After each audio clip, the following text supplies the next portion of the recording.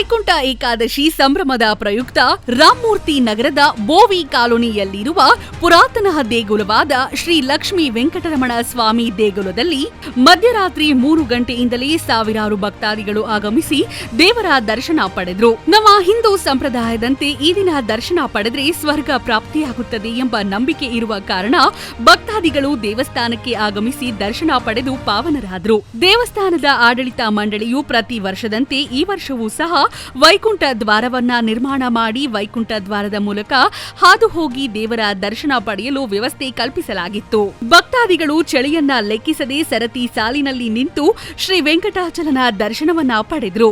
ತಿರುಪತಿ ಕಾಲ್ತುಳಿತ ದುರಂತವಾಗಿರುವ ಕಾರಣ ಅಂತಹ ಯಾವುದೇ ಅಹಿತಕರ ಘಟನೆ ನಡೆಯದಂತೆ ಆಡಳಿತ ಮಂಡಳಿಯು ಮುನ್ನೆಚ್ಚರಿಕೆ ಕ್ರಮವಾಗಿ ಎಲ್ಲಾ ಬಿಗಿ ಭದ್ರತೆ ವ್ಯವಸ್ಥೆಯನ್ನ ಮಾಡಿಕೊಂಡು ಭಕ್ತರಿಗೆ ದರ್ಶನ ಪಡೆಯಲು ಸುಗಮ ಅವಕಾಶವನ್ನ ಕಲ್ಪಿಸಿಕೊಡಲಾಗಿತ್ತು.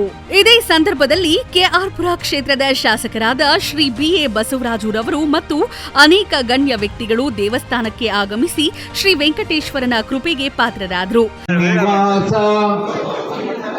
ಶ್ರೀ ವೆಂಕಟೇಶ ಭಕ್ತವತ್ಸಲ వెంకటేశ్వర స్వామి అత్యుత్తమ పాత్రలోకి రారు. కానీ ఈ కడప జిల్లాలో తాళ్ళపాక అనే గ్రామం దగ్గర ఈ తాళ్ళపాక హనుమాచార్యులు జన్మించారు. వారు పుట్టుకతోనే ఎటువంటి స్కూల్ కూడా వేయలేదు. ఆయనకు బడిలో చదువు అప్పలేదు.